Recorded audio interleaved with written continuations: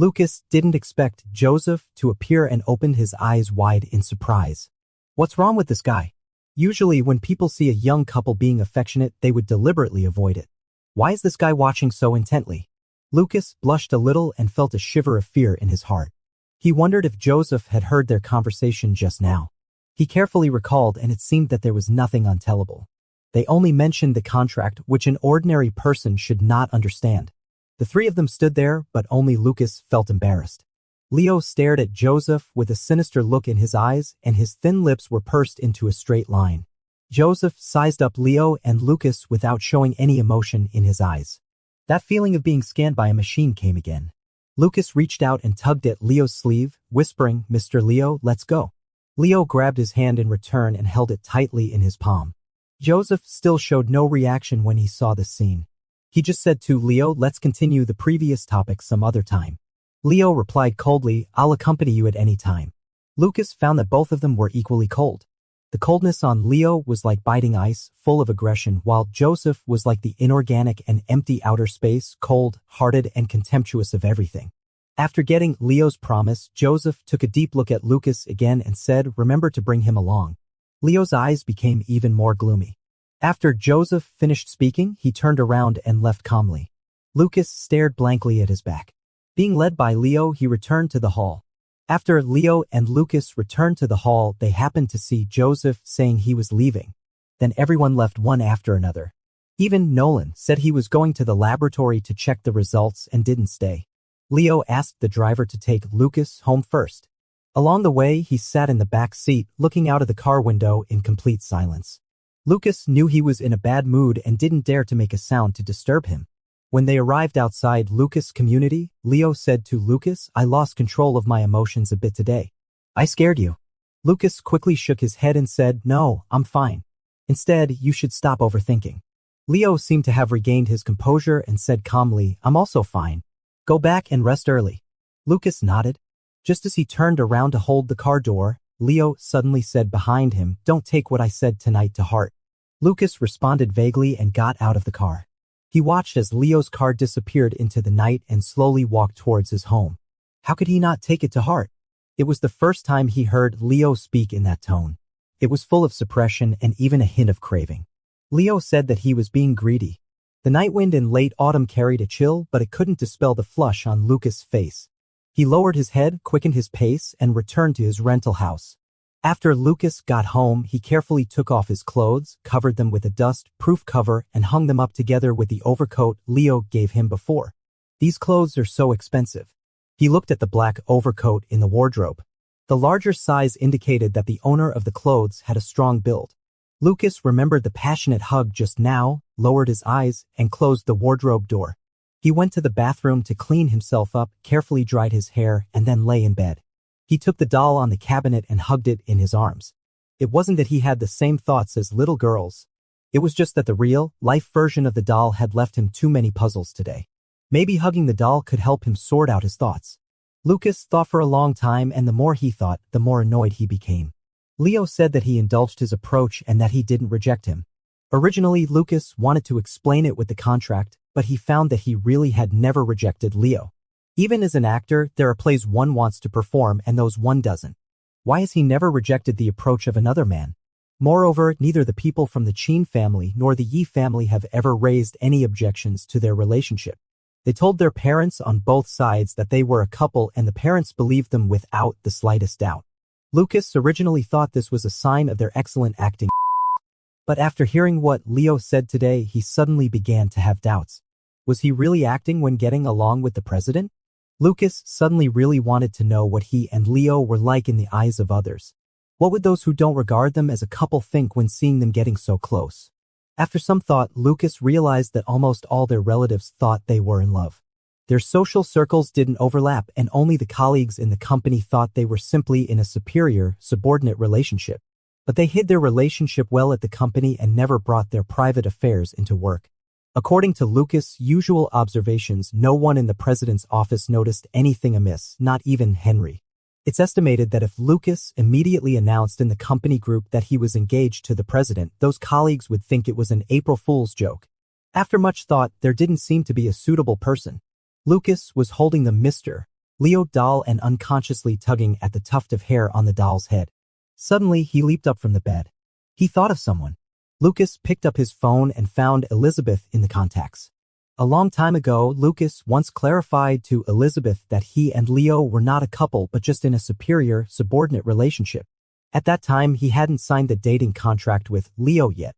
He was so afraid that Elizabeth would misunderstand that he made his statement very definite.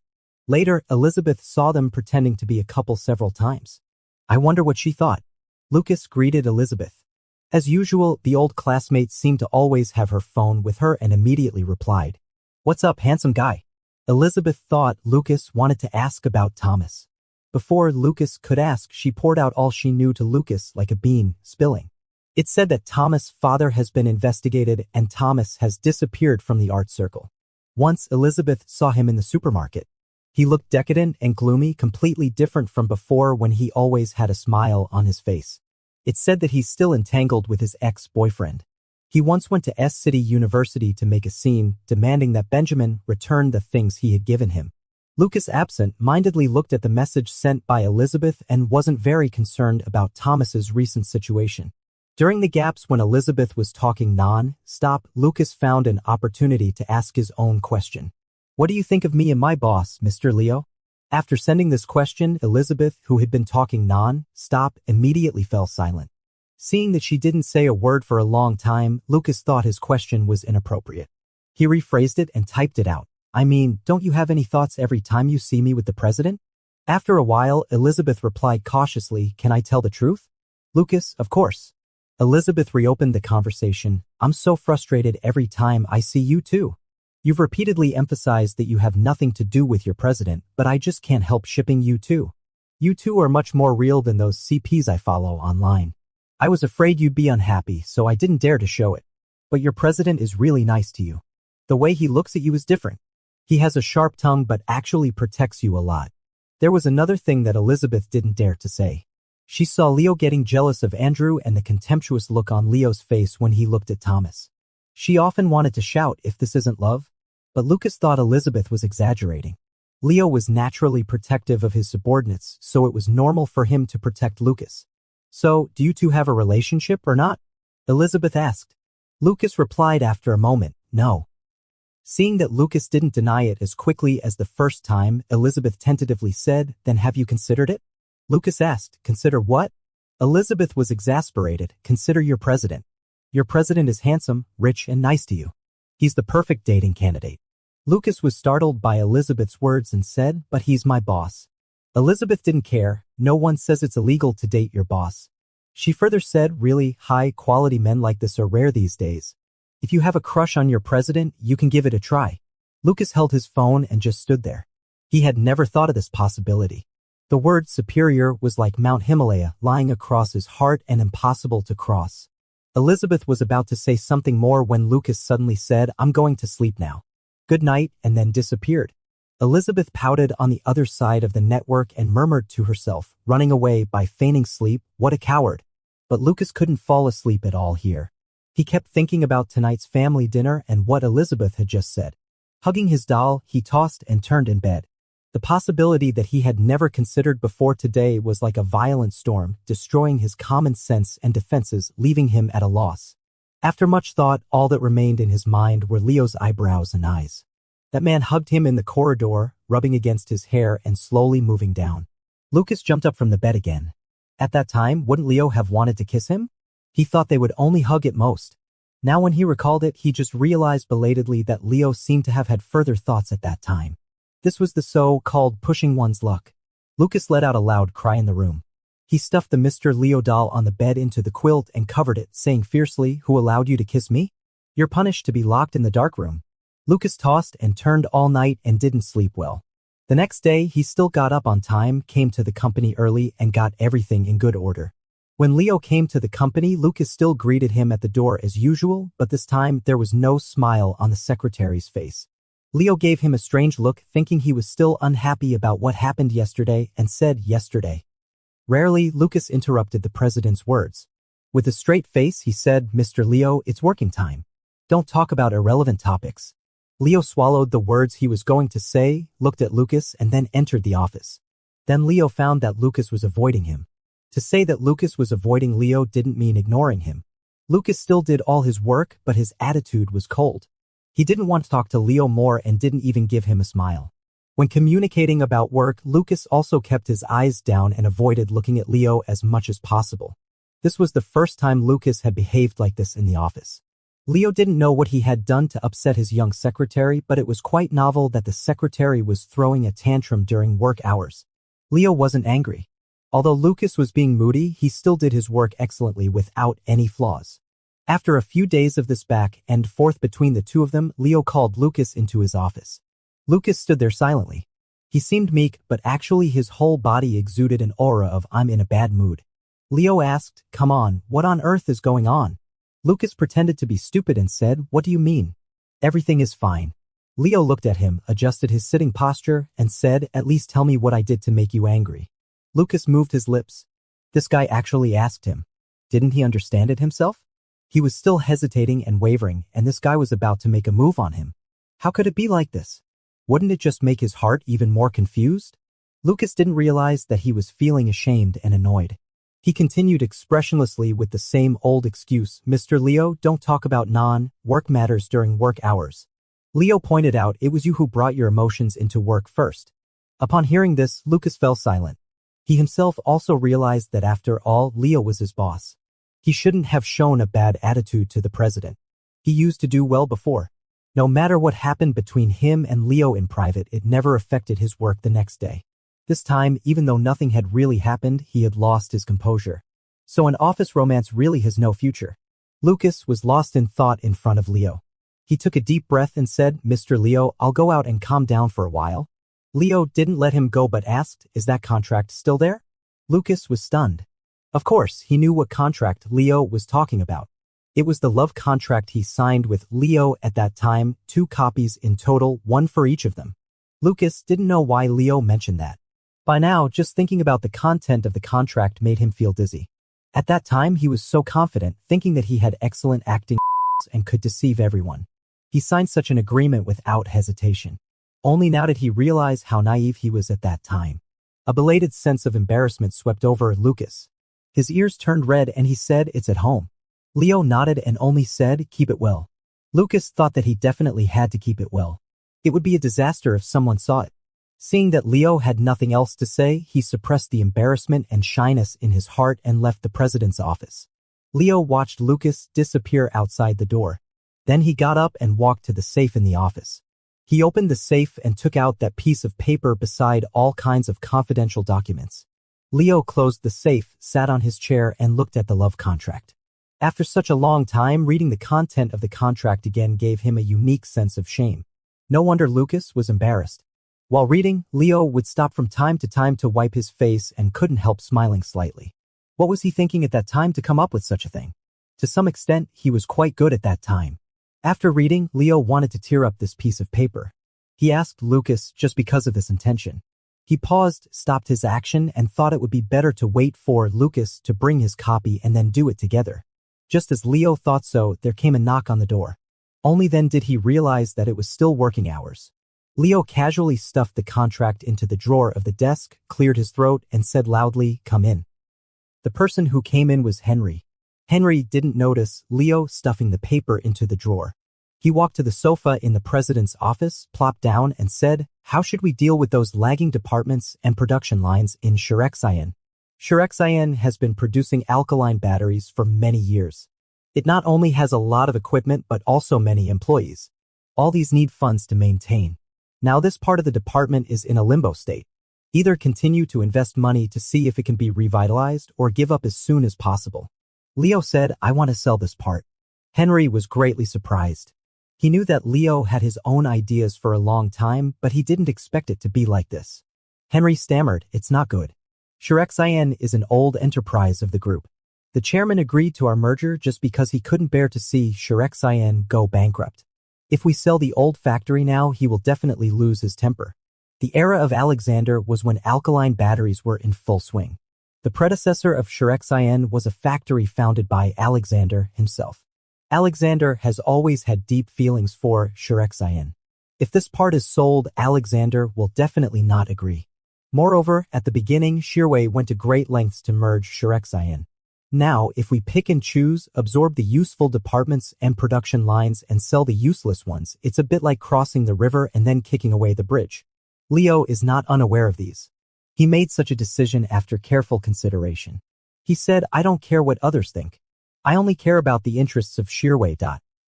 Just as the chairman needs to balance various relationships, Nolan wants to avoid the responsibilities assigned to him, and Joseph wants to fight for more things for the Fu family. Everyone has their own intentions. And he, from beginning to end, only cares about how to develop and expand Yaoi. Henry knew Leo's personality very well. He stared blankly at the president. After a while, he came to his senses and firmly said, I understand. I'll make preparations. Selling the factory is easy, but the difficult part is to get the consent of multiple parties. Henry knew that there was a tough battle waiting for them next. The two talked in the office for a long time.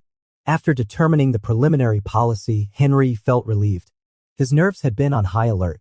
Now that the work discussion was over, Henry couldn't quite snap out of it.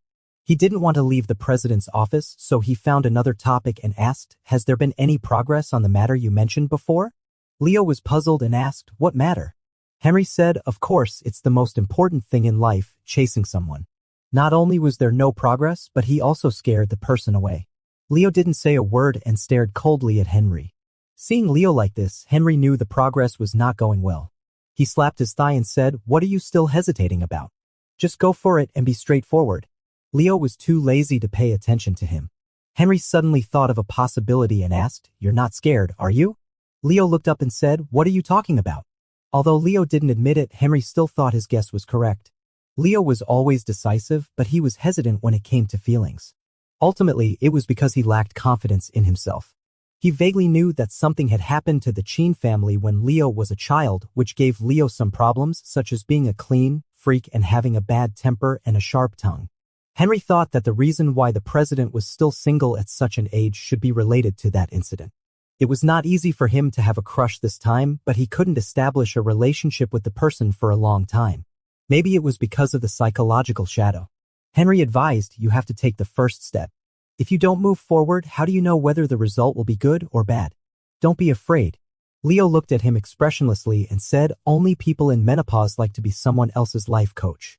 Well, he still had such a sharp tongue. Henry scratched his head and said, Anyway, come on. He muttered as he walked out of the office, I also have to work hard. I'll be busy again from now on. After Henry left, Leo turned his office chair around to face the outside. Looking at the scenery outside the window, his face was calm. No one knew what he was thinking. After a while, the door of the office was knocked again. Leo let out a long breath. Being the president was so busy that he couldn't even take a break. He asked the person to come in. Unexpectedly, it was Lucas, who had left an hour ago. Leo looked at the secretary who had returned and asked, Are you calm now? Lucas didn't answer this question but said, Mr. Leo, the assistant of Jean Joseph called and said that Joseph wants to make an appointment with you to fulfill the previous agreement. That day at the Chin family, Joseph left a message for Leo saying that they would talk another day. Unexpectedly, it wasn't just a polite remark. The problem was that Joseph had made the appointment at a shooting club, and it was the one that Leo often went to. This approach made Lucas think of the time when Joseph investigated his resume. It seemed that Joseph also knew Leo very well. It was rather thought-provoking. Joseph had once asked Leo to bring Lucas with him, so Lucas had to come along. Lucas had accompanied Leo to this club before and was somewhat familiar with it. When they arrived, Joseph was already there. This young elder was still as cold and aloof as ever, with sharp eyes and surrounded by assistants and bodyguards. Leo also brought his people. When the two met, it didn't seem like a business negotiation but more like a meeting of some organization. The two put on bullet-proof vests and didn't touch the guns immediately. Instead, they stood in front of the shooting targets and talked. Joseph looked at Leo and Lucas, scanning them through his glasses. After a while, he said, You've had a conflict. Lucas was stunned. He had restrained himself enough. It was okay to be unhappy in the company, but he definitely maintained a good image as a secretary outside. How could it be noticed by others? Leo was obviously also very unhappy and looked at Joseph's assistant. You. The assistant stepped forward politely and asked, Mr. Leo, what are your instructions? Leo said, Tell your boss the story of Xiaoming's grandfather. Leo casually asked the club coach to bring the shooting guns, put on goggles and earplugs, and said, "Stop talking nonsense and start." Joseph still didn't move and said, "Let's have a competition." Leo became interested. How to compete? Joseph said, "Compete in the number of targets hit." Leo picked up the gun and agreed, "Okay." Then Joseph added, "There should be a stake for the winner and loser." Leo began to get impatient. "Can't you just say everything at once?" Joseph turned to Lucas and said, "The winner will invite Secretary Lucas to dinner." Why was he involved? It had nothing to do with him. Leo's face darkened and he asked, "What about the loser?" Joseph replied, "The loser can do as they please." It was simply unreasonable. Whom to have dinner with was his freedom. Why should others decide for him? Just as Lucas was about to speak out to stop them, Leo said, "Okay." Couldn't they respect his will? The two bosses picked up the shooting equipment and started the competition. Lucas watched them speechlessly. Both of them had straight postures and their postures of holding the equipment were very professional. Obviously, they had both practiced. Their shoulders and arms supported the powerful weapons. The action of pulling the trigger made their muscles move, exuding a strong sense of aggression. Lucas watched from afar, his heart pounding. He didn't know the result, but he knew which side he hoped would win. The two men were like two wild beasts in the jungle, competing in speed and strength, defending their respective territories and trying to seize the final prize. After firing a few rounds and taking a break in the middle, the coach stepped forward to check the equipment. Joseph said to Leo, "I know what you're going to do. You're going to sell off the old departments of blchina in one go." Lucas was startled again. He heard about this for the first time. Lucas looked at Leo and Leo didn't deny it. Joseph continued, "If I were you, I'd do the same. Merge blchina, take what you want, sell off what you don't, and further centralize the equity to eliminate the impact of Jin's entry diluting your shares." Leo said indifferently, "So?" Even his right-hand man Henry just learned his true thoughts today, yet Joseph had seen through him long ago. Joseph said, "I won't let you have your way." Leo said, "Sure enough, the one who knows you best is your enemy. I'll return the same to you too." The two were on opposite sides and knew each other well. It was too early to conclude who would win or lose. Lucas realized that Joseph invited Leo to the shooting range today not for business talks or entertainment, but to issue a challenge. After the coach adjusted the equipment, the two were about to continue. Lucas stepped forward and stood in front of them, smiling. "Gentlemen, I'm being impolite. I don't want to dine with anyone. Please don't use me as a prize." He smiled warmly and amiably. "If you two are so competitive, why don't I sign you up for the Olympic trials? It'll be much more interesting than competing here. Maybe you can even bring glory to the country." After he finished speaking, Leo and Joseph stopped moving. Leo slightly lifted the corner of his lips and reached out to beckon Lucas, "Come here." Lucas showed a reluctant expression but still obediently stood beside Leo. Leo raised his hand to stroke his hair and said, "I don't want to give you away." Whether he won or lost, he would never let Lucas have dinner with Joseph. Besides, he never thought he would lose. Leo coldly glanced at Joseph with a gloomy anger in his tone. "You've overstepped the line. My patience has a limit." Lucas is his.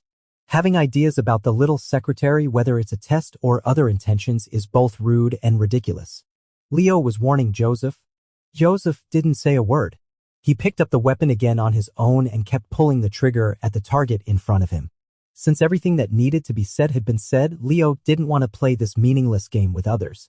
He led Lucas out. He put his hand on Lucas's back, showing an intimate gesture.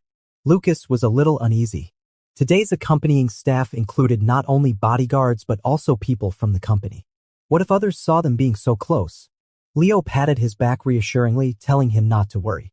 As the two were about to leave, Joseph stood behind and watched their backs. Suddenly, he spoke up, "He's not suitable to be a secretary." Lucas was startled and looked back in shock. Leo also turned around and looked at Joseph with annoyance. He said, "It's not up to you to judge such things." After saying that, he held Lucas firmly and took him away from the shooting range. After the two left, Joseph handed the weapon to the coach. The assistant stepped forward and said hesitantly, "Boss, your attitude towards Yaoi and Mr. Leo seems different." The assistant didn't say the other half of the sentence. Joseph's attitude towards that secretary was even more strange. Joseph had never cared so much about a junior secretary before. Joseph didn't respond. Instead, he suddenly asked, "What is a contract?" The assistant was stunned by the question. While thinking about how to answer, Joseph turned around and explained the previous topic because they are so interesting. Lucas was very concerned about what Joseph said about him not being suitable to be a secretary. This made him recall the time when he had just transferred to this position. He had encountered setbacks at work. No matter what he did, Leo was never satisfied and often found various opportunities to suppress him. At that time, he couldn't help but wonder if he was unqualified for this position. Now that he had been by Leo's side for a long time, he understood that the president had been cultivating him back then. He also gradually got to know the president and realized that the president had many character flaws. However, the two had found a balance and they had been getting along well both at work and in private during this period. Lucas then thought that he had passed the test and was already a qualified secretary. At this moment, suddenly someone told him that after a year, he was still not suitable for the secretary position. He was both surprised and angry. On one hand, he comforted himself that the person was talking nonsense, and on the other hand, he felt a little disappointed. Was Joseph really talking nonsense? He was the executor of Jean with a sharp eye and wouldn't make a mistake. Moreover, Lucas couldn't figure out what Leo was thinking. Why was he so nice to him? Why did he want to kiss him at that time? Was it just an act or something else? Lucas was in a complete mess. Before he could sort out his thoughts, a major incident occurred in the company. Leo submitted his idea of selling off the old department of blchina to the higher-ups. The chairman, Alexander, flew into a rage on the spot.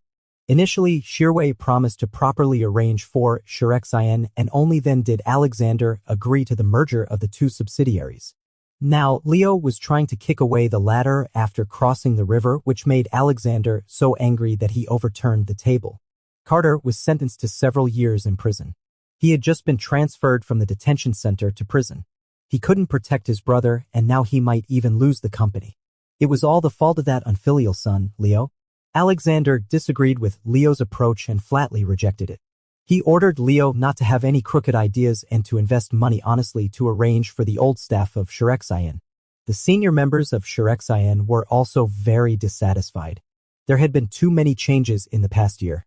They had agreed on a smooth transition, but Yaoi actually wanted to sell them off. However, Leo insisted on his decision and continuously reported the research results to the higher-ups, telling the group that the advantages of this move outweighed the disadvantages. For a while, this incident caused quite a stir, and all kinds of rumors spread in the company. This time, Lucas also couldn't quite understand the president's approach. In his opinion, the president could ignore the old department of blchina. Maintaining the status quo for the time being was the best option. Why stir up trouble at such a sensitive time? It didn't bring much benefit and only annoyed Alexander. However, he was just a secretary and fully supported the president's decision. Alexander summoned Leo to the headquarters and also called Joseph. It was obvious that there would be a quarrel. The meeting that day could be described as a bloodbath. The board of directors, represented by Alexander, accused Leo of being heartless and not putting the group and other sister companies in his eyes. Joseph took the opportunity to represent the shareholders and said that Leo was trying to centralize the equity with evil intentions. If there was really no money to deal with the problems of blchina, they could make additional investments. Leo and his people scolded them back one by one, saying that the group's thinking was outdated and couldn't keep up with the times. If they didn't cut off the rotten flesh in time, how could the company develop in the long run? Selling off the old departments after reorganization this time could streamline the structure and revive the bad debts. Why not do it? Why suffer just for the so-called old friendship? It's just being overly concerned about face and suffering in silence. Then he countered Joseph's accusation, pointing out that Jean wanted to make additional investments just to further dilute the shares of the Jean family in the group. It was as obvious as daylight. Anyway, each faction had its own opinion. Coupled with those who were adding fuel to the fire, the whole meeting room was in a complete mess. Lucas sat below Leo and Henry, providing support for them. He was highly concentrated throughout the whole process, thinking about how to ensure that the people from Yaoi could get out unscathed in case a fight broke out. Fortunately, it didn't come to that. But it wasn't much better. After the meeting, Lucas was exhausted. Henry was even a little angry. Only Leo remained the same, with an unchanged expression, showing no sign of joy or anger. Leo looked at Lucas and instructed, "Go and have a drink of water." Lucas was startled. Previously, when facing the president's concern, he didn't think much of it, assuming it was just the care of a superior for a subordinate. Now that his state of mind had changed, he finally realized the subtlety. Leo always took care of him in various ways without notice. Lucas pursed his lips and said, "I'm fine." Thank you for your concern, Mr. Leo. I'll go and organize the materials. Leo nodded. Lucas handed over the work with the assistants in the chairman's office. Everyone was exhausted, but the efficiency was still high. Lucas carried the document bag and walked towards the elevator. Suddenly, he met Joseph on the way. It seemed that he always ran into this Joseph by chance. Lucas greeted him politely and met Joseph's cold and mechanical gaze. Lucas didn't leave immediately but hesitated and stood there. Joseph asked, "Something wrong?" After thinking for a moment, Lucas asked the question that had been bothering him. "Joseph, you said before that I'm not suitable to be a secretary. May I ask why you said that?" Joseph didn't answer directly but instead asked, "Do I look a lot like Leo?" Lucas was stunned. He had long had this thought, believing that Leo and Joseph were somewhat similar. They both grew up in wealthy but unhappy families, fought their way to the top in the family by themselves, were tough and cold in dealing with people, and were very resourceful. It's just that Joseph had a stronger air of aristocracy while Leo had a hint of rascality and a sharper tongue. Seeing that Lucas remained silent, Joseph took it as a default and said, "Since that's the case, what I've thought about, he must have thought about it too. You might as well ask your president." After saying that, he strode away. Lucas stood there in a daze for a while, holding the file bag, and then returned to Leo's side and left the group headquarters with the company staff. From then on, he became even more bothered by Joseph's words, but he didn't ask Leo about it. Leo already had enough on his plate during this period, so there was no need to bother him with such a trivial matter. The chairman was putting pressure on Shearway, not allowing Leo to sell off Sherexian's assets, and this matter just dragged on like this.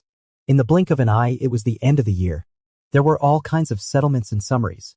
Coupled with the fact that the old employees of Sherexian were dissatisfied with Shearway's abandonment of them and slacked off at work, the already meager turnover of the old departments of Sherexian continued to decline.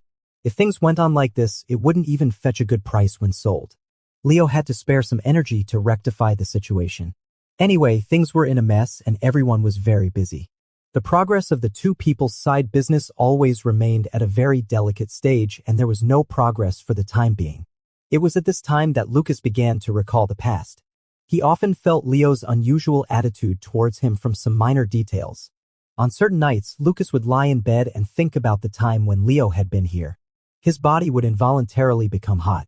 How could he have been so careless back then and let another man lie in his bed? Lucas gradually became unsure whether he was overthinking or if the president really treated him differently. Fortunately, he was too busy with work and he didn't have much time to indulge in wild thoughts. Lucas simply stopped thinking about it when he couldn't figure it out. After all, he was just a secretary and Leo's subordinate. He shouldn't and didn't want to speculate about his superior's intentions. Fortunately, there was new progress in the company. At the end of the year, Leo went to have a conversation with Alexander. He asked Alexander, "Would you rather leave the company to Joseph or give me a bigger share?" Alexander stared at him with wide eyes. He didn't expect Leo to be so straightforward and was about to scold him. Leo stopped his father and said, "I know the Fu family was kind to you back then, but so many years have passed. You should have repaid your debt by now. If you keep suppressing me, you might as well just give the group to the Fu family." Alexander knew that Leo dared to say such things because he was sure that Nolan would never compete with him. If it had been half a year ago, Leo would definitely have stayed put. Alexander was so angry that he gritted his teeth, but there was nothing he could do. He didn't like Leo not only because Leo was the second son, but also because the younger son was too domineering. Since that incident, Leo would definitely fight for what he wanted. Even if he got hurt in the process, he would hold on to it tightly. This kind of ferocity, like that of a wild animal guarding its food, displeases Alexander. If Nolan could step forward to take responsibility, it would be great. Then the Fu family would gladly accept the group inherited by Nolan without any extra thoughts, and all problems would be solved. But Nolan is hiding in the laboratory and Leo's strength is getting stronger and stronger. The Fu family has to take action. Once the Fu family takes action, they won't leave you half. They want it all. Alexander has balanced various forces for so many years and deeply understands these stakes. Leo also knows this. The reason Leo came here to question him is that he is fully confident that he will stand by his son. Leo said, "Sell the old Sherexian industry and reduce the influence of Jean on Shearway." This is a demand.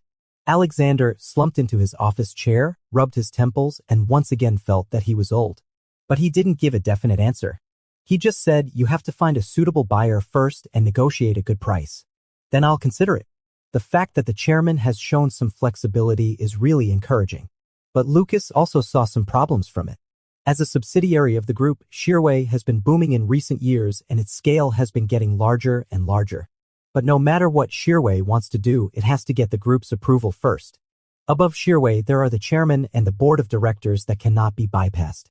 Above the board of directors, there is also a more complicated shareholders meeting. Shearway wants to take big steps forward, but there are always heavy shackles dragging behind.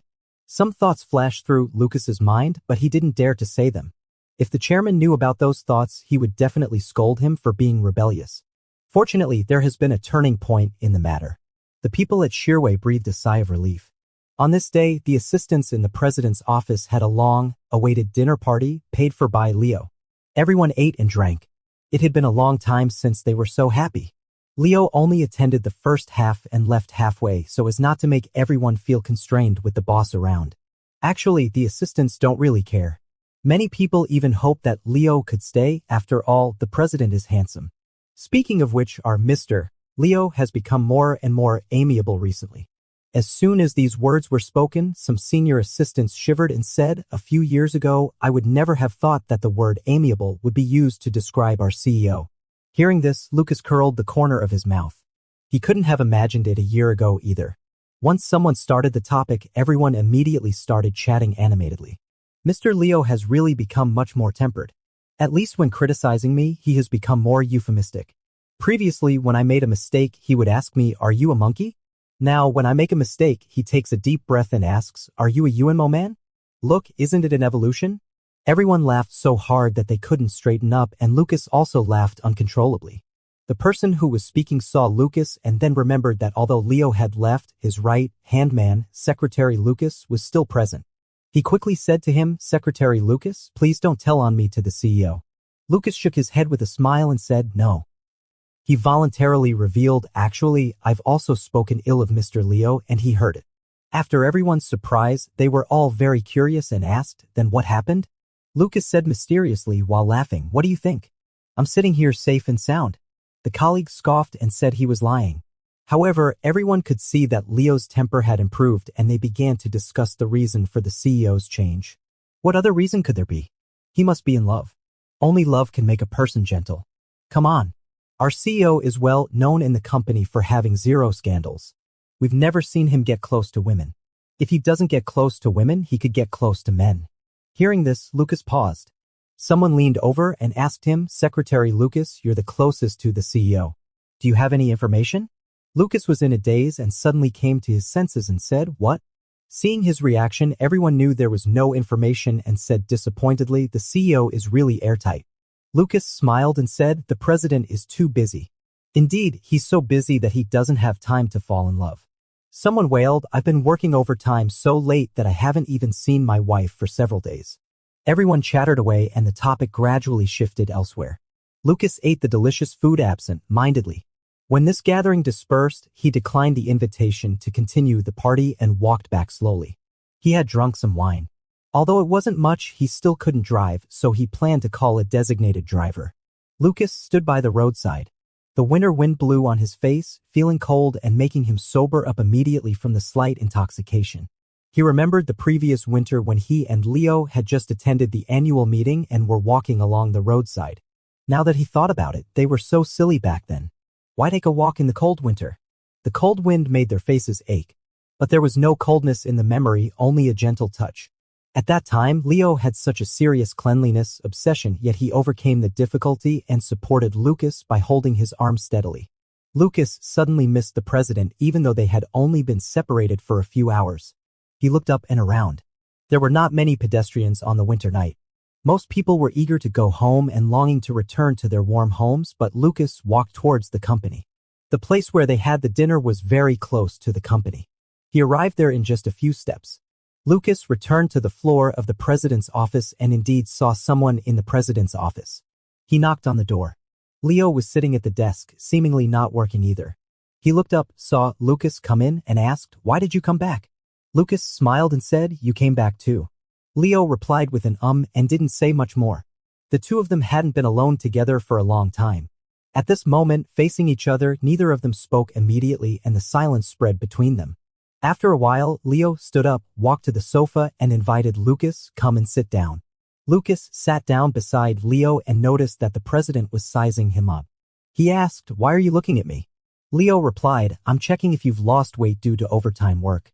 Lucas laughed out loud and said, "So you know there's a lot of overtime work." After the laughter, the atmosphere relaxed. Lucas lowered his eyes and softly asked, "Mr. Leo, what are you going to do next?" The chairman's attitude gradually softened and Yaoi was developing in a good direction. Lucas suddenly realized that their contract no longer seemed useful. Now, no matter who Leo falls in love with or marries, it won't affect his future. Maybe he should find a partner who can be helpful to him, like Nolan's mother. A powerful alliance would be better. Even Miss Universe may not be worthy of him. Thinking of this, Lucas felt a dull pain in his heart. If so, then don't provoke him. Why did he hug him and even want to kiss him at that time? Lucas gave Leo a resentful look. Leo asked, "Why are you unhappy again?" Lucas tugged at the corner of his lips and said, "It's always like this." The problems between them remained unresolved. It was just that they had been too busy with work recently and never had a chance to discuss them properly. Lucas looked at Leo intently and asked the question buried in his heart, "Am I not suitable to be a secretary?" Leo didn't answer immediately. Lucas was shocked. The president's silence meant that he really wasn't suitable, right?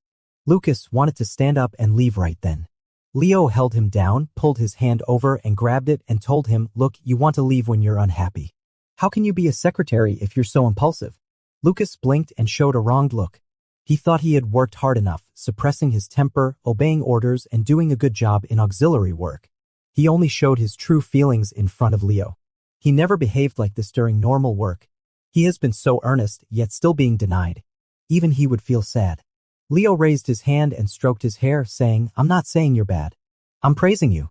Lucas thought to himself, don't fool him with the way of coaxing kids. Lucas was unhappy but still sat there meekly with his eyes downcast, being extremely well behaved. This is also a good thing about Lucas. He can adjust himself. His emotions come and go quickly. Leo said, "I'm really praising you. You have great ideas and strong initiative, far exceeding the requirements for a secretary. That's exactly why, perhaps placing you in the business department will lead to better development." Lucas is good looking and very flexible in dealing with people. Everyone who interacts with him likes him. Both the hotels he deals with and the procurement stores speak highly of him. The director's assistants of speed cars also have a good relationship with him. Several familiar CEOs always praise Lucas in front of Leo, saying that Secretary Lucas is very smart. Lucas reacts quickly when encountering things. Even in the previous kidnapping incident, he could come up with a solution in a very short time. "You should meet more people instead of being tied to the office," Leo said. Lucas sat quietly beside Leo. After a long time, he said, "But I like the president's office and want to stay here." Leo comforted him, "Then stay here. Don't listen to Joseph's nonsense." Lucas hesitated, but Leo suddenly asked, "Do you know why I transferred you to the president's office?" Lucas immediately perked up. "I've been curious about this for a long time." Leo said, "At that time, I wanted to transfer Ivy to a lower-level department, but there was no suitable person to replace her. Once I passed by the administrative department and saw someone working overtime inside.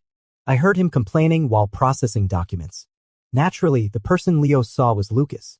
At that time, Lucas was very green. Seeing that there was no one around, he ranted wildly.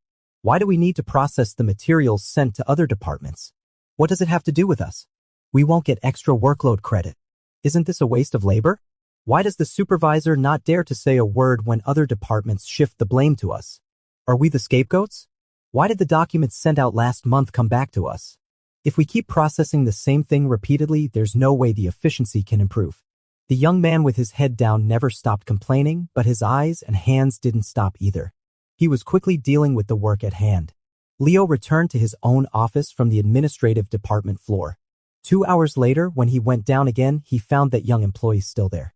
But he had already finished the work and started to praise himself. I'm so amazing. I'm the most efficient person in the entire administrative department. Leo raised his eyebrows. It's not difficult for the president to find out an employee's name and resume. Leo saw Lucas's appearance for the first time from his resume photo. He didn't expect this young man to look so good. Who doesn't like good-looking people? Leo secretly gave Lucas some tests. After he passed them all, Leo transferred him to the president's office. After hearing this, Lucas stood there stunned. No wonder I was extremely busy for a while before the transfer. So it was you assigning tasks to me. Leo said, I had to see if your abilities were up to the mark. He calmly looked at Lucas and told him, I've long been dissatisfied with the administrative department's operating mode and its procrastinating efficiency. At that time, no one understood me. Many people thought my changes to the administrative department were just a waste of time. Lucas gradually understood. He never expected that Leo transferred him to be his secretary because of the bad things he said about his original department behind its back. No wonder he wasn't fired for speaking ill of Leo later. It turned out the president had experienced the same thing. Leo held his hand firmly and said with a determined look in his eyes, I heard the same opinion as mine from a junior employee. Our thoughts coincided. The complex and redundant operating mode of the administrative department was holding the company back. At that time, I thought this young man would surely be able to keep up with me and cooperate with me in making drastic reforms. In fact, Lucas did it. From the changes in the administrative department to the later speed project and then to the merger of Shirexin, Lucas accompanied the president all the way and Shirway became stronger little by little.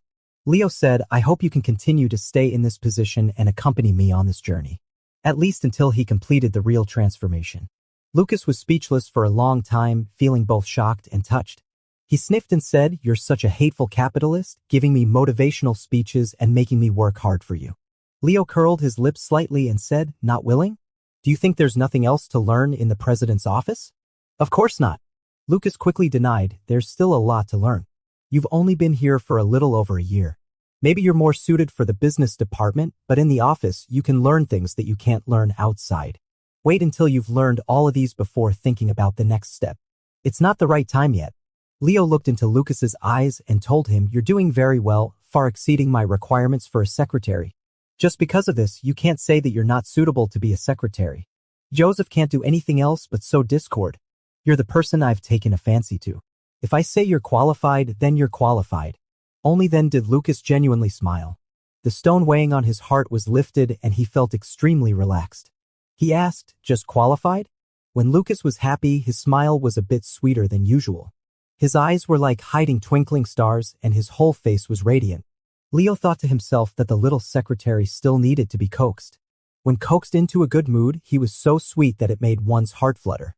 Leo said, Whether you can get an excellent rating depends on your subsequent performance. Lucas pouted, showing a look of disdain. In his heart, he was thinking that the president's temper was really getting better and better. He patiently explained things to him, comforted him, and consoled him. He was so gentle. He was really very gentle, looking at him with a focused gaze and holding his hand. Lucas's heart softened. Lucas even wondered if the president would treat other assistants the same way. He instinctively knew that no, Leo wouldn't treat others with the same attitude. This confidence made his heart feel both sour and sweet. An ambiguous atmosphere spread between the two of them. It was so strange that even though it was winter, their bodies were gradually getting warmer. Lucas felt a bit embarrassed and wanted to pull his hand away, but Leo held it even tighter. They finally cleared up their misunderstandings and the atmosphere was intense. Leo wanted to take their relationship a step further. He cleared his throat and seriously said, About the contract we signed.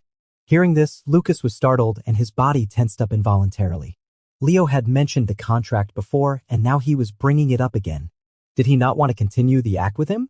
Just thinking that his side job might come to an end and that he wouldn't have any more private interactions with the president made Lucas feel very sad. Leo just wanted Lucas to bring the contract over so that they could tear up the paper together and witness it jointly.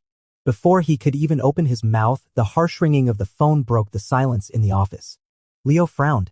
His phone was on the office desk beside him and the ringing persisted, calling out to him. He had no choice but to get up and answer the call. It was a call from Alexander. As soon as Leo pressed the answer button, a terrifying roar came from the other end of the phone. What good deed have you done? Come back here right now. Sitting far away on the sofa, Lucas could even hear the angry voice of the chairman. Then he heard the chairman mention him. Bring your secretary with you and come back here to give me a good explanation. After Alexander roared, he slammed down the phone. Leo stared at his phone with a gloomy expression. Lucas asked anxiously, Mr. Leo, what's wrong? Leo shook his head. He didn't know what exactly had happened. He said to Lucas, Go home. I'll go back first. Anyway, it was his own father. Leo wanted to find out what was going on. Lucas quickly said, The chairman just mentioned me. I'll go with you. Leo said, No need. It's not a good thing. Lucas stood up from the sofa, tidied his clothes, and said calmly, "That's exactly why I have to go with you." Leo looked at him intently. Lucas smiled and said, "Besides, no matter what happens, you'll protect me, right?" Only then did Leo nod. The two of them set off for the Chin family mansion. Leo didn't bring a driver and drove himself. Lucas sat in the passenger seat, feeling extremely uneasy. The last time he went to the Chin family, Alexander was not very enthusiastic towards him, but at least was polite. Just now on the phone, Alexander was obviously very angry. He had a bad feeling. The two of them reached the Chin family gate as fast as they could. The door opened and Elena greeted them in the entrance hall. She didn't look well and stared at them with a complicated expression. "You." She couldn't say a word for a long time and finally sighed. When Alexander saw Leo and Lucas coming, he walked out from inside and said angrily to the two of them, "You still have the nerve to come back?" Lucas inappropriately complained secretly. "Didn't you ask us to come?" Alexander was so angry that he couldn't speak. He took a few deep breaths and then scolded, "Pretending to be a couple to deceive me. What a great idea." He pointed at Leo's nose and said, "Pretending to be gay to gain sympathy and making me lower my guard little by little. You've planned it well. You've even calculated on your parents. You're really ungrateful." Lucas was stunned there after hearing Alexander's words and didn't know what expression to show. Only he and Leo had that contract, and only they two knew about this matter. How did the chairman find out? This caught people off guard. Lucas could only look at Leo. Leo was calmer than him. He patted his shoulder, signaling him to be calm. Alexander was even angrier when he saw this scene. "Still pretending? Are you addicted to pretending? Don't you feel disgusted touching a man like this? This was really going too far." Leo said to Alexander with a cold face, "You'd better not talk so rudely." Alexander was so angry that he laughed. "You're still lecturing me?" He threw a stack of papers at Leo. "It's clearly written in black and white." Leo frowned and picked up the papers. That stack of papers was not the love contract he thought it would be, but a detailed report. That report analyzed in detail his and Lucas's social relationships and behavior trajectories, pointing out that the two of them couldn't be a couple. Leo thought it was a bit ridiculous. During the half year when they pretended to be a couple, they hardly dated. They occasionally went to each other's homes and had infrequent private contacts. Only when they needed to show their affection in front of the Chin family members would they act intimate. Friends on both sides thought they were single, and no one in the company noticed their relationship. All these were clearly written in the report, but they were all abstract descriptions. The funny thing was that this report listed the number of times they met and even carried out mathematical statistics. What kind of performance art and black humor? After reading half of it, Leo said, "I'm going to sue the person who wrote this report for infringing my privacy." Alexander scolded. "You still have the nerve to sue others. You've really shamed yourself." Leo said, "It's Joseph, right? He's been eyeing me from the very beginning." The opportunity for Leo and Lucas to decide to be fake lovers was because of the speed car incident. At that time, Alexander wouldn't give in. They couldn't get the speed project and were stuck at the technical bottleneck. Leo needed a weakness, a handle, so he pretended to be a couple with Lucas. Alexander learned that Leo liked men and probably wouldn't have children. He softened his heart and agreed that Shirwei would cooperate with Shirexian to jointly develop the speed project. At that time, Joseph realized something was wrong and began to observe Leo. How could there be such a coincidence that a secret boyfriend suddenly appeared at a critical moment, and he was still his own secretary? Joseph regarded Leo as an opponent and knew Leo very well. At the same time, he realized that Leo and Lucas were probably acting. Joseph had been on guard against Leo behind the scenes. For a while in the middle, Nolan came forward to handle the company's affairs, which was promoted by Joseph behind the scenes. Unfortunately, Joseph couldn't push Nolan, so he had to come forward himself.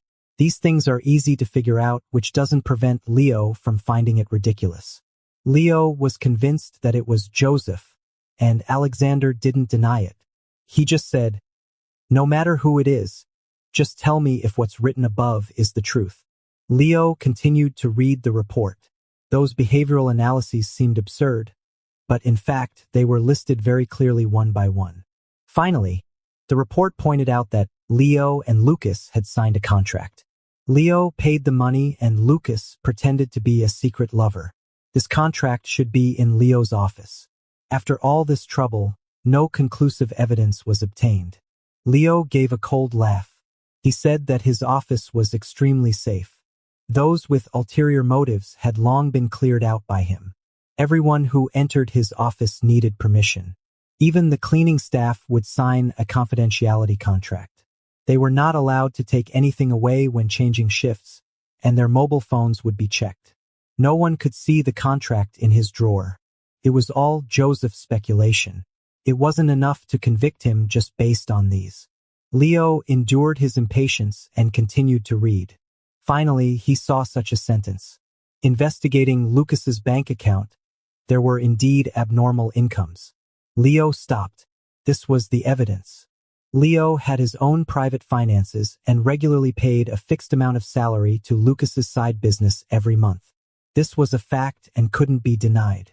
Any other explanation would be very far-fetched in the current situation. Seeing him silent, Alexander said, "Well, convinced? Do you want us to go to your office right now and dig out that so-called contract to let everyone have a look?" Leo tossed aside the papers and said, "Even if what's written there is true, so what?" Lucas stood there with his head down, too afraid to say a word. Hearing what Leo said, he looked up and stared hopelessly at the president.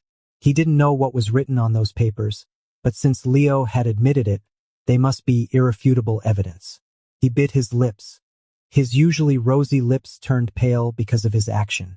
He silently leaned against Leo with his head down. Looking at Lucas looking so pitiful, Alexander said irritably, "You were well raised by your parents. How could you do such immoral things?" Lucas' face immediately turned deathly pale. Frowning, Leo said gloomily, "It was all my demand. It has nothing to do with him. It's not your place to blame him." Alexander said, "I'm the chairman, and he's an employee of the company. Why can't I criticize him?" Leo's face turned ashen. "You're just a bully who picks on the weak." Alexander shouted angrily, "You're both accomplices, and you still look so shameless. Just because you lied to me, from now on, don't expect me to indulge you." Alexander had long been dissatisfied with Leo. Recently, he had gradually come to terms with it, thinking that after all, Leo was his son. Helplessly, he could only gradually accept him. He never expected that Leo would pull off such a thing and lie to him for half a year. Leo's actions challenged his authority and made him lose face in front of the Fu family. Alexander was extremely angry. At this time, Elena walked over and said, "Actually, it's not a big deal. No actual loss has been caused." She looked at Alexander. Young people have a lot of ideas and occasionally do something outrageous. Just give them a good scolding. After seeing that report tonight, Elena actually felt relieved. Leo had always been ambiguous in his attitude before. Elena couldn't be sure whether Leo really liked men or not. Today, she learned that it was false that her son liked men and was secretly happy. However, when she thought of the interaction between Leo and Lucas, she felt a little confused. Was that feeling of deep-rooted love all an act? His acting might even be better than those of this movie queen. Anyway, Elena first needed to soothe Alexander and said, "We can just educate him behind closed doors. Pretend nothing happened when we go out." She looked at Leo and Lucas and scolded, "You've been so reckless. Why don't you apologize to the chairman?" Alexander was extremely angry and didn't even give Elena any face. He said, "You're always trying to smooth things over. It's because you've spoiled your son that he's done such an outrageous thing." Elena frowned and said, "What do you mean by your son? Isn't he also your son?" Seeing that the atmosphere was getting worse, Lucas stood there helplessly. Leo took Lucas' hand and was about to leave on the spot. When Alexander saw his action, he was furious and shouted, "Do you really not take anyone seriously?" They were arguing at the entrance hall, blocking the door. Just then, Another person came in from outside. Lucas turned his head and saw that it was Nolan. Nolan had a rare serious look on his face. As soon as he entered the house and saw the people at the door, he asked, "What's going on?" His gaze swept over, and Lucas lowered his head.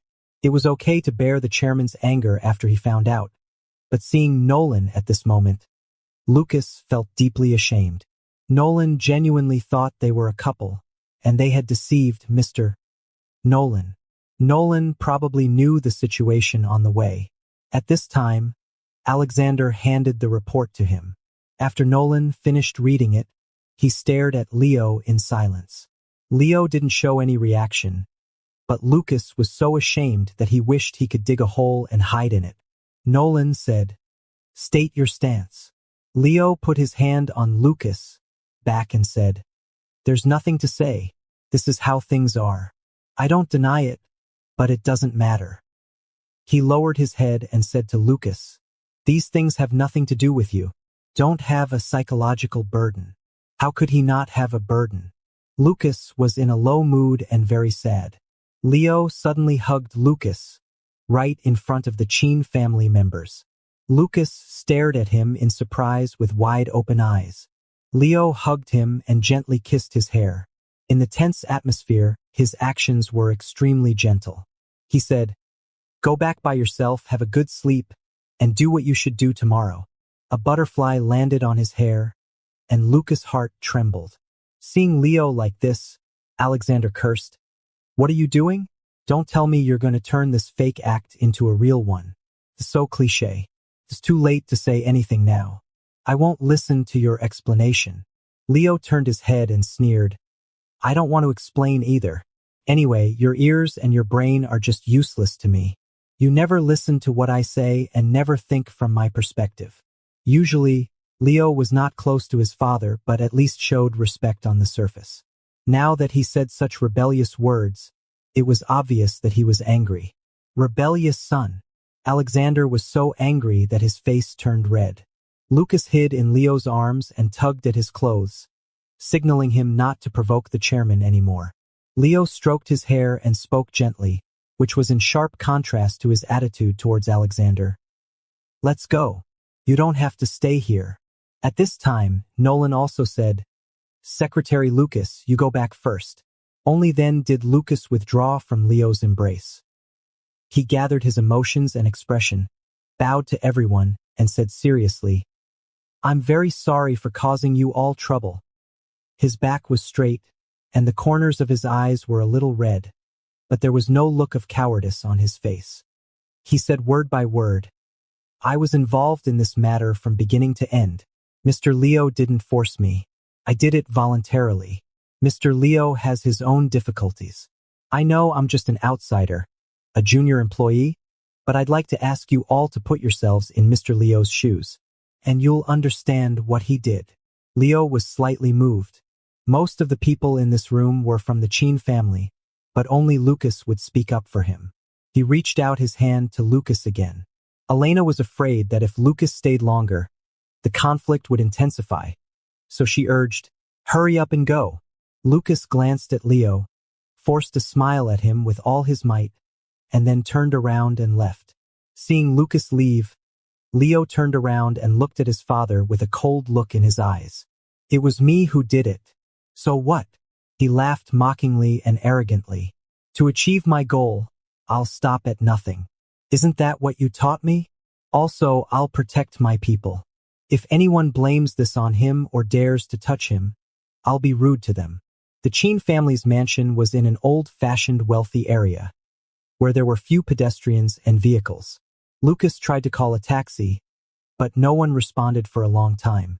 It was originally a low-density residential area, and coupled with the cold winter night, Lucas stood by the roadside and increased the fare several times before he managed to hail a taxi. He sniffed, and his heart was as cold as the cold wind. How could it have come to this? He recalled that before they came to the Chin family, Leo mentioned the contract. Did the president have a premonition at that time? It's a pity that it was still a step too late. Lucas tried to think on the bright side. Now that Shirway was growing, The president didn't have to look at the chairman's face. Maybe things weren't that bad. But the chairman was so angry that it would definitely affect Shirway. Lucas knew how important Shirway was to Leo. Leo could ignore other things, but he had to take the company into account. The online car finally arrived. Lucas took one last look at the Chin family mansion and got in the car to leave. When he got home, he didn't dare to call Leo. He tried to send a message, but there was no response, like a stone sinking into the sea. Lucas had no choice but to go to sleep, but he tossed and turned and couldn't fall asleep. He still remembered Leo's instructions to do what he should do, so he got up early the next morning and went to the company. He tidied everything up as usual, ensured the cleanliness of the president's office, and waited for Leo to come to work. But Leo didn't come. It wasn't unusual for the president not to come to the company. Other colleagues didn't notice anything amiss. Instead, because of the dinner party the day before, everyone was in a good mood and the atmosphere was harmonious. Lucas walked into the president's office. After hesitating for a moment, he approached Leo's desk, stood still for a while, and then opened the drawer. Sure enough, he saw the contract lying quietly inside. Lucas took out the contract. He read it again. At that time, Leo was talking while he was writing. Both of them were a bit impulsive. Now, looking at it, the content of the contract was full of wishful thinking, a bit naive and idealistic. But it had to be said that the feelings revealed between the lines were sincere. Both of them had a beautiful vision for the future. Lucas really wanted to help Leo. Lucas took the contract out of the drawer, put it on himself, and walked out of the office. 2 more days passed, and Leo still didn't come to the company. Henry received remote instructions from Leo and arranged work for everyone. Everything was in good order without the slightest mistake. Lucas also did his own thing. He readjusted Leo's schedule and received visitors on Leo's behalf when they couldn't be refused. During the work break, he sent another message to Leo. This time, Leo replied. He simply said, "It's okay. Don't worry. I'll be back in a couple of days." Even with such a response, Lucas still couldn't feel at ease. He secretly sent a message to Nolan to inquire. Although this act made him extremely ashamed, compared to the embarrassment, Lucas was more afraid that there was a problem on Leo's side, but he didn't say anything. Nolan didn't reply immediately. Lucas was extremely anxious. Just thinking about Leo facing the family storm alone made him feel terribly sad. He began to regret why he had left at that time. He should have stayed to accompany Leo and bear it together. In the evening, Nolan finally sent a message. "As you know, my younger brother's mouth can be extremely venomous. That night, our father was so angry that he called 120 on the spot. These days, our whole family has been in the hospital." Lucas was so frightened that his soul almost left his body. If something happened to the chairman, it would be in a complete mess. Then everyone would blame Leo. "Is the chairman okay?" Lucas asked anxiously. "It's nothing serious. He usually pays great attention to his health. It was just a moment of anger. He calmed down soon," Nolan replied. "But he won't be discharged from the hospital until he calms down. It depends on how Leo handles it." Only then did Lucas feel relieved. At the same time, he could imagine Leo's situation. Alexander will definitely take the opportunity to make a big deal out of it. Lucas typed in the chat box, "Thank you, Mr. Nolan." Nolan didn't say anything for a long time. Lucas thought Nolan didn't want to talk to him and the conversation was over. He was about to put away his phone. Just then Nolan said, "You guys have gone too far this time." Lucas' heart tightened all of a sudden. Only then did he realize that while they deceived their enemies, they also deceived those who cared about them. Lucas couldn't tell what was on Nolan's mind, but since Nolan often joked about his younger brother and the secretary, Lucas thought he supported their relationship. It was a pity that they had deceived him. Lucas tried to put himself in Nolan's shoes and think about how his own parents would feel if they knew about this. They would definitely be both angry and disappointed. Nolan probably had a similar thought. Nolan had finally managed to get closer to Leo through Lucas' matter. Suddenly telling him that it was all fake, he wouldn't be able to accept it right away. Lucas said guiltily, sorry. Nolan replied, what we outsiders think isn't that important. You have to think it through yourself. After saying this, he didn't respond to the chat box anymore. Lucas put down his phone, took out the contract he had retrieved from the president's office, and placed it together with his own. He stared blankly at the two contracts. Leo still hadn't returned to the company, and the employees in the company gradually noticed something was wrong. The previously relaxed working environment became tense again. Earlier, the group had given the green light and they had started preparing to split up the old departments of Shirexian. But in the past few days, an order came from above suddenly telling them to stop. The president hadn't shown up either, and no one knew what was going on. Lucas worked diligently on his own tasks, waiting for Leo. But instead of waiting for the president, he waited for the president's mother. That day when Lucas got off work and just reached the garage, a car slid up beside him. The car window rolled down, revealing Elena's face wearing sunglasses. Lucas immediately understood and got in the car. The two went to a very private restaurant, entered a private room, and just sat facing each other without ordering food. Lucas was a bit dazed. The classic scene in the novel finally presented itself, but he had no mood to crack jokes. Elena also had no intention of ordering food and directly said, so you really aren't in a relationship? Lucas paused for a moment and honestly said no. Elena was in a complex mood. Both Leo and Lucas admitted that they were pretending to be a couple, but Leo's attitude of constantly defending Lucas made Elena confused again. Lucas asked, Madam, how is the chairman? Elena nodded, a bit absent-minded, he's okay. That day, he was so angry that he said his head hurt. He went to the hospital for a check-up and there was nothing wrong except for his old ailments. She looked at Lucas meaningfully and said, he has a heart ailment. Lucas understood. Only Leo could cure the chairman's heart ailment, but it was obvious that Leo wouldn't cooperate. He could only say to Elena, you've worked hard, madam. Elena said, I'm not the one who's worked hard. It's Leo who has. Hearing this, Lucas felt a pang of heartache. Elena carefully looked at Lucas and suddenly said, my life is like this. I only want my son to be happy, whether in his career or in his relationship. I hope he can succeed in all aspects. Not like her. Appearing glamorous and having everything, but actually having nothing. The only thing I care about is Leo. I don't care about anything else. Can you understand what I mean? Lucas was stunned. Elena didn't care if Lucas understood or not and continued, basically, I'm willing to respect his wishes. So even though Elena didn't want her son to like men, if he insisted, she'd let it be and wouldn't interfere much. Now she was told that Leo was not a real homosexual. The ever-changing statements exhausted her. She didn't want to wait passively any longer, so she came to see Lucas.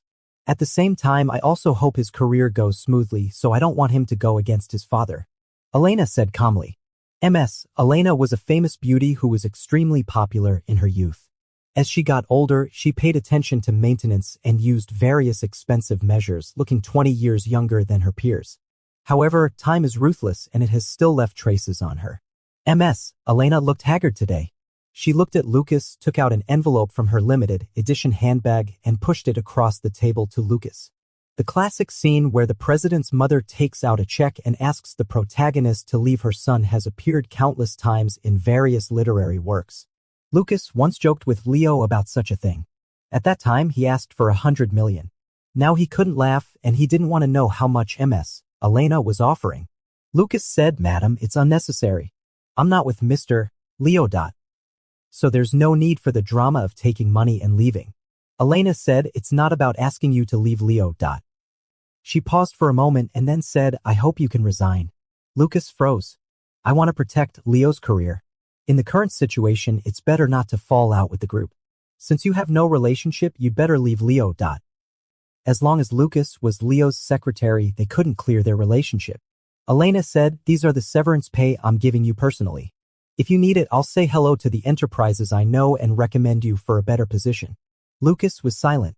He finally understood why the protagonists in those artworks would still loudly reject the president's mother's request, even though they knew it was better to take the money. When reading novels, he laughed at the vulgar actions of those characters. Now that it was his turn, he couldn't just take the money and run away either. Lucas said, I don't want to resign. He looked at Elena and expressed his thoughts. These things have nothing to do with work. At the beginning, Mr. Leo and I agreed that it wouldn't affect our work, and we've done that. So I think there's no need to sacrifice my own career. Hearing his answer, Elena was not angry. She remained calm throughout and said, I'm not forcing you. She looked at the young man in front of her. In fact, she quite liked Lucas, who was both obedient and smart. It's a pity that he was entangled with Leo. She was doomed to be the bad guy, Elena thought. But I hope you don't rush to reject me. Go back and think it over carefully. It won't necessarily affect your future. Maybe you'll develop better in another place. After all, you know that there is serious internal strife in the group. Elena didn't take back the envelope on the table and got up to leave. Lucas stared at the envelope for a long time. Leo came back. That morning, Lucas got ready as usual. Even though the president hadn't come for the past few days, he still had to keep the office clean. He sat down at his desk and prepared to start working. With Leo away, his workload had decreased a lot. Recently, even Henry was a bit anxious and gradually became like a headless chicken. Lucas was looking down at the computer when he suddenly felt something. He looked up and saw Leo walking slowly across the carpet of the president's office. Lucas suddenly stood up from his seat, opened his mouth, but failed to make a sound. Leo looked at him and said, "What, have you gone mute after a few days?" Lucas felt a lump in his throat. After a long time, he said, "Good morning, Mr. Leo. Leo nodded and asked, "Has there been any problem?" Lucas replied, "No, everything is normal. Apart from the difficulties caused by the group, everything else is the same as usual." After hesitating for a long time, Lucas finally asked, "Are you okay?" Leo said, "What could be wrong? Firstly, I'm used to it. Secondly, this kind of thing isn't that serious." Seeing that Leo was acting as usual, Lucas felt relieved. He still wanted to talk more with Leo, but there were too many things piled up in these days. As soon as the president appeared in the company, many people queued up to find him, and there was no free time. Everyone suddenly found their backbone. Looking at Leo, they felt at ease and their efficiency improved. Throughout the whole day, Lucas assisted Leo and was extremely busy. But as long as Leo came back, Lucas was very happy even if he was very busy. After a whole day, it was not until evening that Lucas got a chance to catch his breath. It was already deep winter and it got dark very early. The two of them were so busy that they didn't even have time to have a meal. Leo had been in the office. Lucas knocked on the door and went in, saying, "Mr. Leo, it's getting late. Let's continue tomorrow." Leo didn't say a word but just looked at him with deep and unfathomable eyes carrying an inexplicable emotion. At this moment, the way Leo looked at him was obviously different from that in the morning and during work. Lucas' heart beat violently. After he said a word, he stood there motionless, just looking at Leo. In the cold winter night, there were only the two of them in the office. Leo stretched out his hand to him and said, "Come here." Leo always liked to use this gesture and this commanding tone to make Lucas come closer. As long as Lucas obediently listened to him and walked towards him, he would be extremely happy. This time was the same. Lucas walked to Leo's side with a gentle expression and wet-looking eyes and softly said, "What's wrong, Mr. Leo?" Leo pulled him over and made him stand beside him. Suddenly, he turned the office chair around and hugged Lucas. In the past, whether Leo put his arm around him or supported him, it was from bottom to top. Sitting like this and encircling his waist, forcing him to bend down and lower his head, it was the first time. Lucas was a little panicked. The matter of them pretending to be a couple had just been exposed. It seemed not good to be so close now. But Leo didn't let go. Instead, he hugged him even tighter. Lucas lowered his head. For the first time, he looked at the president from such an angle and suddenly felt a bit of novelty. But soon, he noticed that Leo's mood was not right. Usually, his straight back and broad shoulders were enough to hold up the sky. As long as Leo was by his side, Lucas felt that there was a solution to any problem. But now, those shoulders and that back revealed exhaustion. Leo leaned on Lucas's chest, breathing quietly and saying nothing. A wave of pity and love swept over Lucas and he put his arms around Leo's shoulders. The president was omnipotent, but he was also human. Facing complex situations and a family that didn't understand him, he could also get tired. Lucas pressed his cheek against Leo's hair and quietly accompanied him. After a long time, Leo finally spoke, "The contract in the drawer is gone." When Leo entered the office in the morning, the first thing he did was to check that contract, but the papers that should have been there had disappeared. He stood there stunned. His first reaction was that Joseph had reached out to him. But after thinking about it, he thought it was unlikely. He trusted the people in the president's office. The only one who might have touched his drawer was Lucas.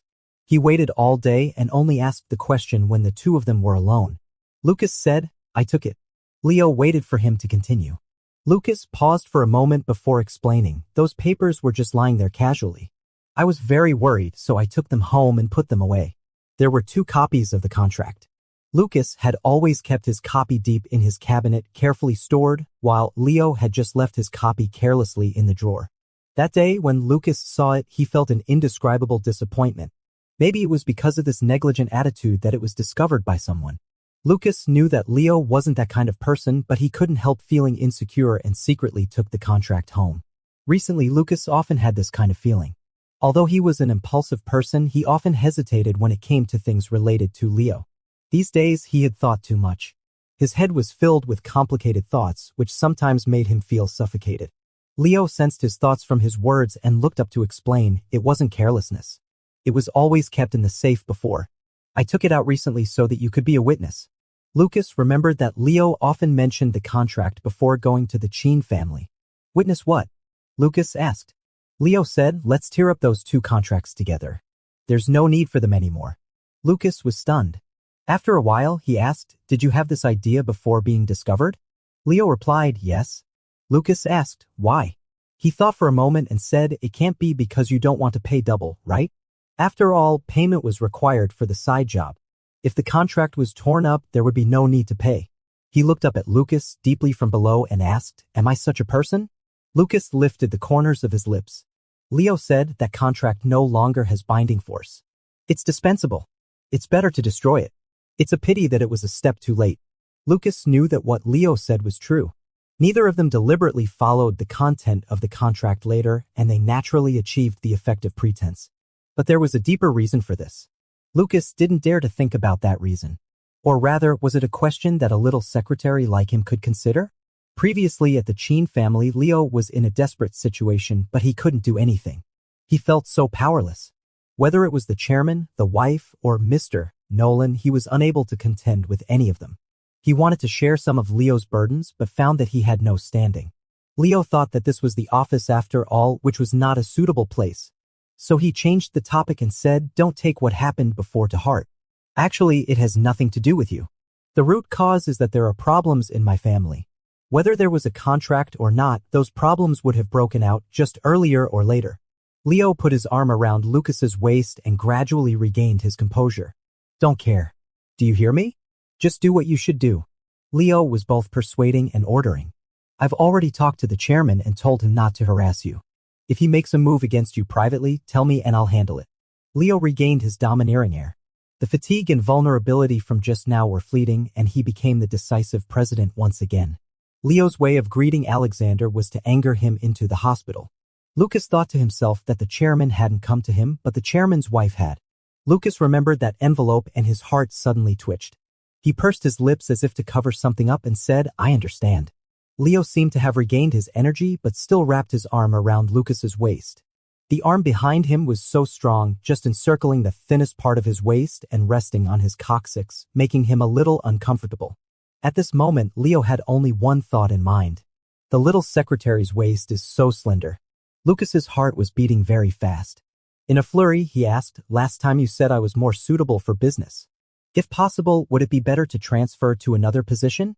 Leo immediately showed a displeased look and pressed hard on Lucas's waist with his fingers. Did I say such a thing last time? Misinterpreting the boss's meaning deserves criticism. Lucas blinked in confusion. Leo said, I didn't put a rigid label on you. Didn't I tell you that you're suitable to be a secretary and you're doing a great job?